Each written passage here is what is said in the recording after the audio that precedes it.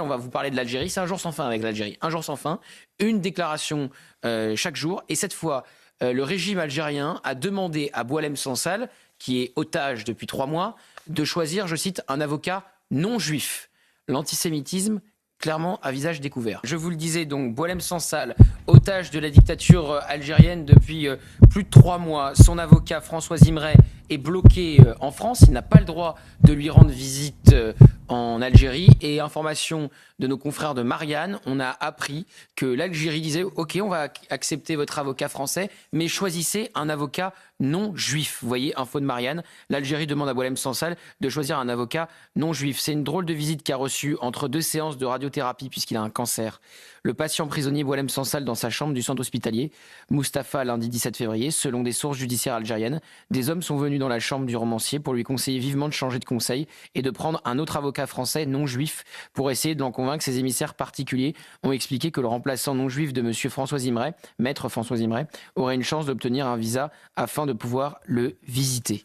Vous vous rendez compte, Rachel, et d'ajouter dans une menace à peine voilée que ce changement serait bénéfique pour la sécurité même de ce dernier face aux campagnes de haine qui le visent. Pas de quoi convaincre Boualem Sansal, qui selon nos informations s'est mis en colère devant cette atteinte aux droits de la défense. Il aurait depuis récusé tous ses avocats algériens. Le courage de Boualem Sansal jusqu'au bout.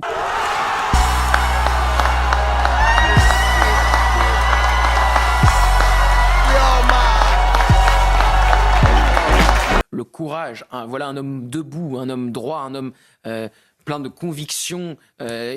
Pour ses convictions, il est justement otage, il est prisonnier parce qu'il dénonce la dictature de M. Tebboune, qui est donc une dictature antisémite. Voilà. Et une nouvelle fois, un magnifique écrivain qui a apporté à la Bibliothèque française, avec de nombreux prix, et notamment celui de l'Académie française.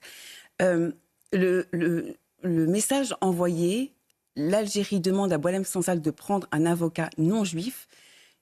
Lorsque je le lis, j'ai l'impression qu'on est en 1933. C'est-à-dire où il y avait les Juifs ne pouvaient pas exercer certains emplois.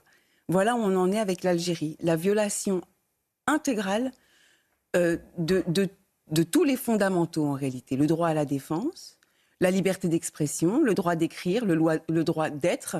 Et surtout, où on apprend que finalement, lorsque l'on est juif, on n'est pas le bienvenu en Algérie. Donc, l'antisémitisme banalisé. Et nous, la France, on ne doit rien dire.